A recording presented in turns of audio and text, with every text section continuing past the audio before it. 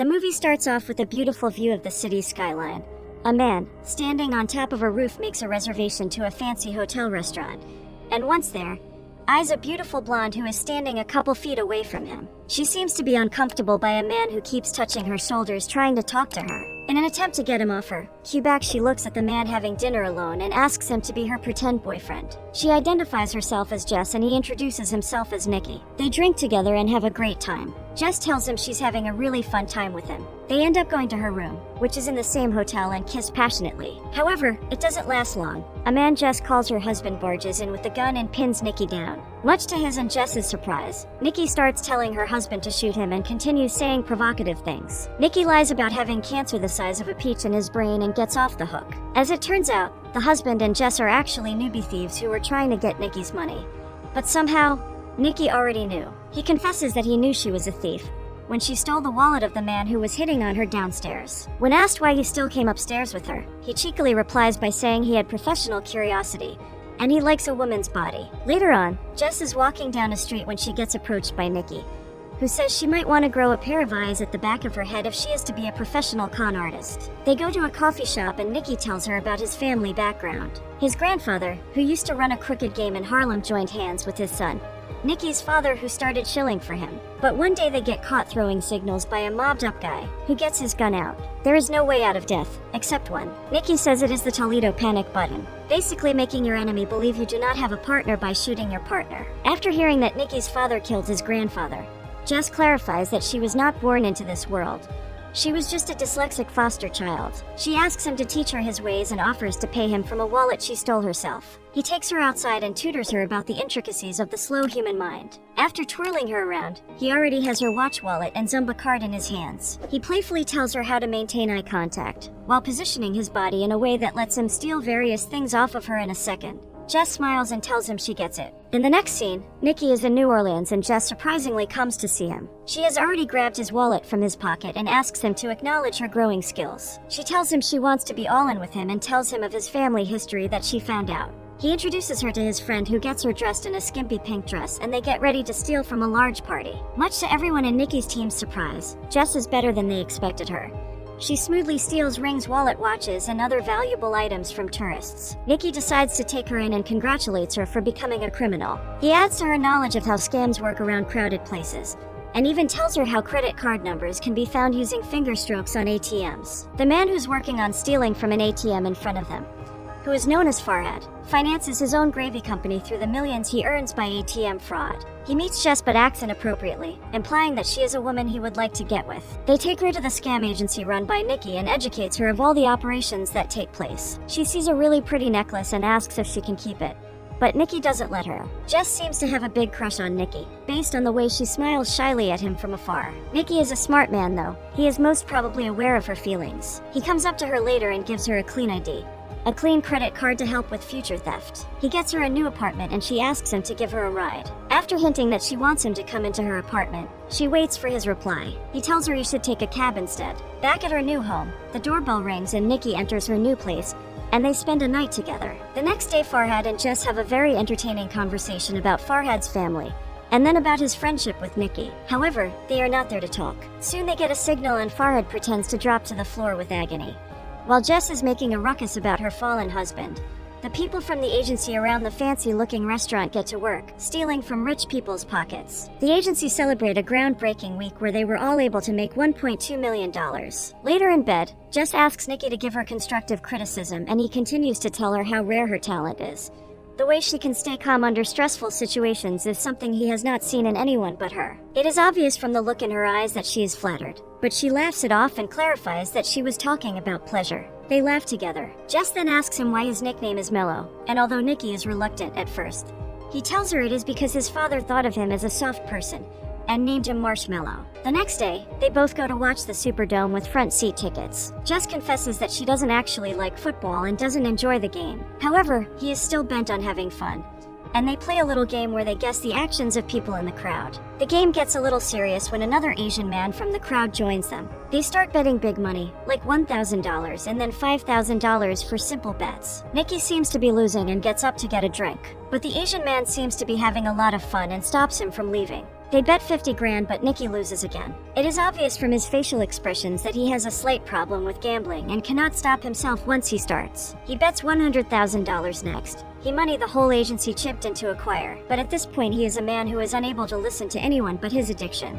He loses the 100 grand and by now, Jess glares at him, takes the bag and gets ready to leave. He maneuvers around her and this time, he bets the whole bag of cash. $1.2 million. Unfortunately, much to Jess's dismay, he loses. The disappointment is unreal, but as Nicky is walking away, he gets provoked and walks back, reunite to double it. This time, he says Jess will play for him, although she is livid at the idea. He forces her to play, and surprisingly, she wins. On the way back, Nicky tells her it was their plan all along. Reunite is a legendary gambler who bets big money like this, and Nicky had been programming him the whole day to pick the number 55, which would make him lose. After getting the job done, however, Nicky has a solemn expression on his face. He tells the driver to pull over, gives her 80 grand, and tells the driver to take her to the airport. The sudden breakup from Nicky startles her. Jess cannot make any sense of what happened and cries a lot. 3 years later, the scene shows a racing track in Buenos Aires. Nicky gets approached by this European engineer, Mr. Garriga, who plans elaborately to scam his competitors. Nicky arrives at a party and starts his act. He pretends to drink vodka martini on the rocks, which is hard alcohol, and acts out shenanigans to get a certain person's interest. While he is walking towards a man to pick a staged fight, he encounters his old partner, Jess, beautifully clad in a tight red dress, walking down the staircase and kisses the man he was going to fight. He has sudden flashbacks of the way he broke up with her and goes to the balcony to get a breather. Jess meets him on the balcony and tells him she's not a thief anymore, and that the man she is with, Raphael, is her real boyfriend. She tells Nicky to pretend he doesn't know her because Raphael does not know about her past. After the talk with Jess, Nicky is not able to control his emotions and drowns them with wine, getting stupidly drunk. Unable to hide his anger, he walks up to Raphael Garriga and punches him, which was part of the plan. But of course, the plan didn't involve him being punched this hard. Nicky screams at Raphael for stealing what was his and gets removed from the party. The plan is a success, however, because the man whose attention Nicky wanted, Mr. McEwen, invites him to lunch. The next day, Nicky meets McEwen's on a resort and strikes a deal to get him the EXR, a built-in system for race cars, from Raphael if he pays him €3 million. Expectedly, Nicky keeps eyeing Jess, who is downstairs with Raphael. After talking to McEwen's, he goes to Jess and tells her to put some clothes on. She obviously gets offended by his lousy comment. Jess walks away and tells him to stay away from her because Raphael is the jealous type. Later on, while shopping, Jess witnesses a woman getting on the bus but forgetting her bag. She sees her home address in her wallet and walks to go find it to return the purse. Once there, she meets Nicky. She tricks him into believing she wants to be with him again and says some very cringe things to her, along the line of "I'll keep you safe." After confessing that she is playing with him, she struts away. The next day, Nicky picks Farhad up from the airport and drops him off at a market. There, him and Jess meet and have a conversation. He tells Jess to accept Nicky again because he is a different man now. He continues to give a necklace that Jess liked 3 years ago and says Nicky kept it for her all these years. Sitting together, Nicky persuades her that he has changed after what happened in New Orleans. She does not fall for it and leaves him sitting there alone. The next scene shows a black car stopping in front of Jess. After that, she is at the doorstep of his living room, disgruntled and sad looking. When he asks her what's wrong, she tells him to kiss her.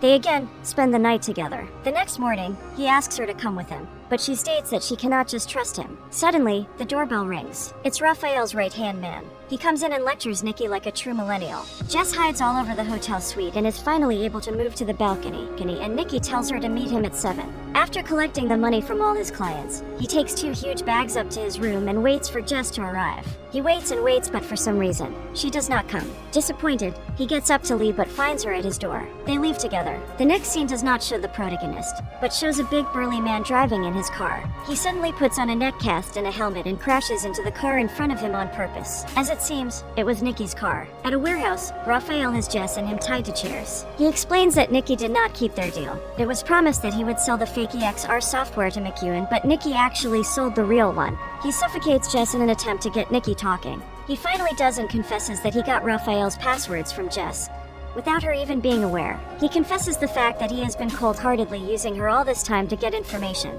that she was his in. After hearing this, Raphael lets out a big laugh and calls the whole story a lie. When asked why, he rips the tape off Jess's mouth and she confesses to Nicky that she was never Raphael's girlfriend. She was only hanging around him to steal his 200 grand watch. After hearing some harsh truth from Jess's mouth, Nicky's eyes fill up with tears. He feels like it's the end of his life and states that he wants to tell the truth one last time. However, as he is talking, Raphael's right-hand man viciously shoots him. Jess holds his face and tells him she loves him. He closes his eyes. Raphael leaves in a hurry. Jess feels like the man who shot Nicky is coming to her and tries to attack him, but he lightly shoves her away. The old man turns out to be one of Nicky's men. This is a huge plot twist in the movie. The man explains that he shot Nicky between the third and fourth rib, puncturing the lung, and with the right treatment it is treatable. Jess finds out that this is the Toledo panic button strategy. The man turns out to be Nicky's father, who abandoned him. He leaves with the bags of money after lecturing his son about how love does not last among thieves.